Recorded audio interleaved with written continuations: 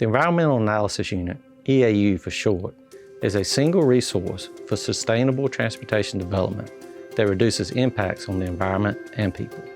EAU consists of the human environment and natural environment sections.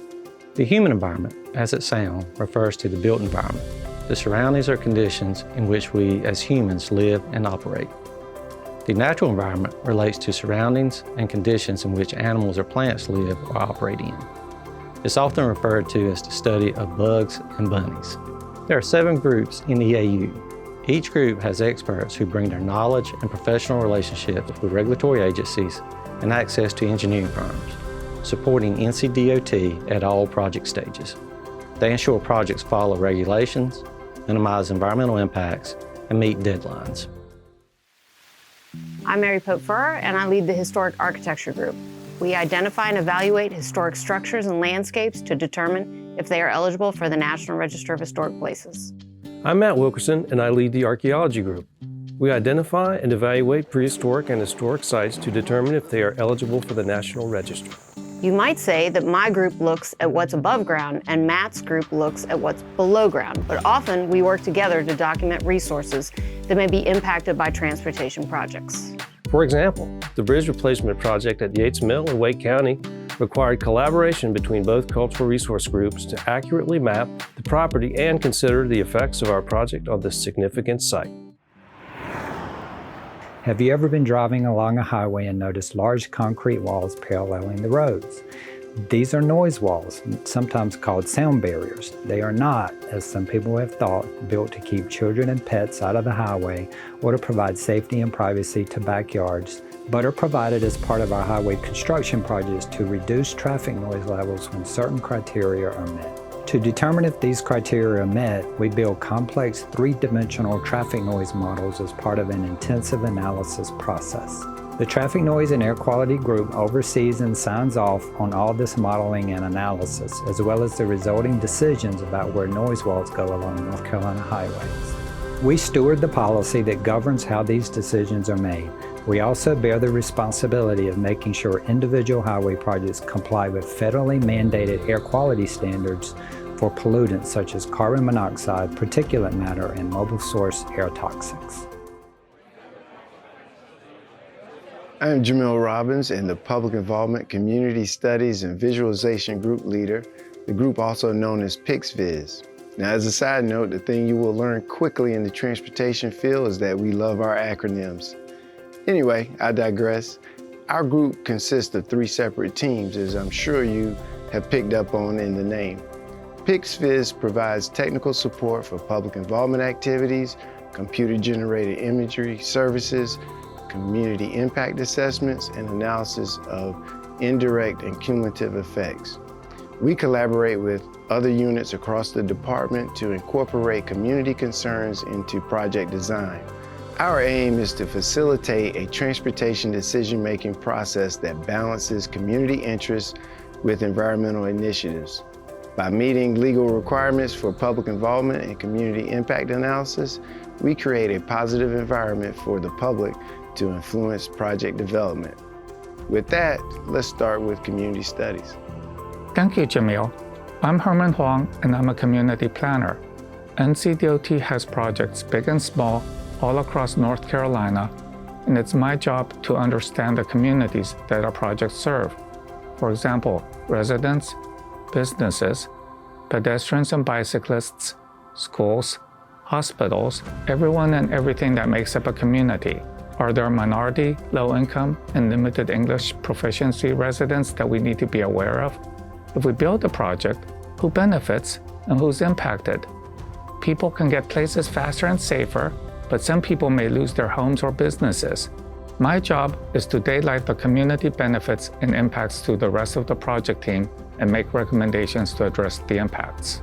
This information helps our project teams determine the appropriate level of public engagement. I'm Diane Wilson, and I'm a Public Involvement Officer. So what is public involvement, you might ask? Well, public involvement, or PI for short, gives the public an opportunity to participate in the decision-making process. PI is also an opportunity for NCDOT to inform the public clarify any misconceptions, and gather information we normally wouldn't have readily available. Customer service is a priority for NCDOT. It's important that the public perceives NCDOT as a transparent agency. For every project, the public involvement team and other project team members decide the best way to involve the public. It depends on the complexity of the project, who's being affected, and how concerned the public is about the project. These include project websites, postcards, newsletters, small group meetings with neighborhood residents, business owners, local officials meetings, and public meetings. Due to the complexity of this project, several videos were created to explain the schedule, construction phases, traffic, and access to businesses. I'm David Hennett, and I'm the visualization team lead. Have you heard the saying, "Picture is worth 1,000 words"? An old cliche, I know, but here at NCDOT it's true. Two tools often used to explain a project are handouts and meeting maps. Now look at this 3D rendering. Many people find that seeing the 3D rendering helps them understand the project better than reading the text or viewing the map alone. That's an overview of our human environment disciplines. Now, let's talk about our natural environment fields. I'm Tyler Stanton. I'm the Biological Surveys Group Leader. Our group works to ensure Endangered Species Act compliance by conducting threatened and endangered species surveys and Section 7 consultations. The group consists of two teams, the terrestrial program and the aquatics program. Our terrestrial team provides support during consultation with the U.S. Fish and Wildlife Service for federally listed terrestrial species, mainly bats. This includes conducting surveys, writing reports, and developing guidance materials and trainings for best practices. We also work with our partner agencies to develop conservation measures that help offset impacts to protected species during NCDOT project construction. Some recent examples of this include mist netting and telemetry work to better understand rare species distribution across North Carolina, monitoring known roof on bridges through emergent surveys, artificial roost construction and monitoring, and then collecting data with thermal imagery to determine how nighttime construction may impact bat behavior. The aquatics team provides support during consultation with the Fish and Wildlife Service for federally listed aquatic species such as mussels, fish, and amphibians. This support includes conducting surveys, writing reports and biological assessments, developing programmatic consultations, and guidance materials for training and best practices. We also work with our partner agencies such as Fish and Wildlife Service, North Carolina Wildlife Resource Commission to develop conservation measures that will help offset impacts to protected species during NCDOT project construction. An example is setting up the North Carolina Non-Game Aquatic Species Fund, which pulls money from different entities, such things as research, funding positions, or buying parcels of land to help protect our state's federally listed aquatic species. My name is Michael Turchi, and I lead the Environmental Coordination and Permitting Group, or ECAP. The ECAP team has a unique role in that we're involved in multiple stages of a project. When a project is first proposed, we create the Natural Resources Technical Report, which is an inventory of the wetlands, streams, and protected species within the project area. This report becomes the natural environment component of the department's overall environmental document. Then, as the project enters the design phase, we serve as liaisons between the department and the environmental agencies and assist designers with any environmental topics as they arise. Once the project is designed, we acquire environmental permits from our state and federal agency partners, such as the U.S. Army Corps of Engineers, State Division of Water Resources, as well as any partner with jurisdiction on the project, like the U.S. Coast Guard, National Park Service, or U.S. Forest Service. Hi, I'm Leilani Paul. I head up the Mitigation and Modeling Group within EAU. We handle wetland, stream, and buffer mitigation, wetland and terrestrial habitat modeling, indirect and cumulative impact analysis, and UAV support for environmental studies. In addition, we manage NCDOT's Project Atlas, which uses GIS for advanced project development. Although we are dedicated to protecting and preserving North Carolina's natural resources, impacts to streams, buffers, wetlands, and other protected areas are sometimes unavoidable.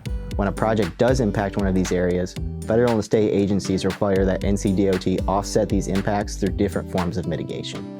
Mitigation generally takes the form of restoration, enhancement, preservation, or a combination of the three. Restoration, as the name suggests, involves restoring a previously damaged or impaired system to a more natural, higher functioning condition. These improvements can come in the form of natural stream design, which reintroduces sinuosity to a stream, bank stabilization for erosion control, replanting of natural vegetation, and more. Enhancement refers to activities which increase uplift functions of a stream or wetland. This could include removal of undesired or invasive species in a wetland, or include a natural occurring vegetative buffer along a moderately functioning stream. Preservation is all about keeping the existing high-quality systems intact and safe from future stressors, such as development or impacts from agriculture or livestock grazing. Part of the mitigation process is land acquisition. This is where NCDOT either acquires the land through the actual purchase of the property or acquires an easement on the property, allowing NCDOT to perform the work. NCDOT will protect the site in perpetuity. I'm Katie Talavera. I oversee the wetland and terrestrial habitat modeling. We ingest various GIS data from LiDAR to soil data sets into our different types of modeling processes. Key components are gleaned from the data, analyzed against known wetland and habitat occurrences for different wetland types and species. Both expert-based and machine learning approaches include desktop reviews and field validation for concurrence. I'm Jim Hauser, and I conduct indirect and cumulative impact assessments for EAU. Sometimes when NCDOT proposes a substantial new project, it has the potential to affect regional travel patterns and property values beyond the proposed highway itself. In these cases, NCDOT's project has the potential to influence how the surrounding landscape is developed in the future on private land, and NCDOT is required to assess whether such changes will have adverse impacts to water resources or protected species. Indirect and cumulative impact studies attempt to predict what the future landscape of the project vicinity will look like, either with the proposed project or without. I'm Wes Carter, an environmental program consultant for NCDOT, and I'm charged with implementing new and emerging technologies such as unmanned aerial systems and vehicles into NCDOT workflows to increase their efficiencies. NCDOT EAU is currently utilizing unmanned aerial systems in various operations such as aerial pesticide applications for the Body Island Lighthouse mitigation site, multispectral imagery for Phragmites modeling, and other small-scale survey mapping operations for endangered species habitats. We also have other capabilities waiting to be further incorporated into workflows such as RGB orthoimagery, thermal imagery, and LiDAR data collection for predictive wetland modeling. My name is Jason Elliott, and I'm in the Monitoring and Stewardship Group. Our group is responsible for on-site stream and wetland mitigation design for STIP construction projects, construction assistance for on-site mitigation sites, working with division construction personnel, post-construction monitoring and reporting for on-site mitigation projects, and stewardship for wetland, stream, and buffer sites, all of which include state and federal regulatory permit compliance. For example, the Mitigation and Modeling Group and Stewardship and Monitoring Group worked with state and federal regulatory agencies to develop and implement the Smith Creek Mitigation Site, which is stream restoration in Forsyth County, to provide compensatory mitigation for jurisdictional stream impacts associated with the U-2579BA Winston-Salem Beltway project. Stewardship mitigation sites, such as Bull Farm in Sampson County, are required to be inspected annually to ensure no trespassing or illegal activities are occurring on the sites. Annual reports are developed to track monitoring activities. EAU looks for people who care about how projects affect the natural and human environment. People who understand that we need to consider all life and how our human needs can work with nature and balance how we progress. If this describes you, then you may enjoy working in EAU. If you would like to know more about internships and careers in EAU, reach out to us. We'd love to hear from you.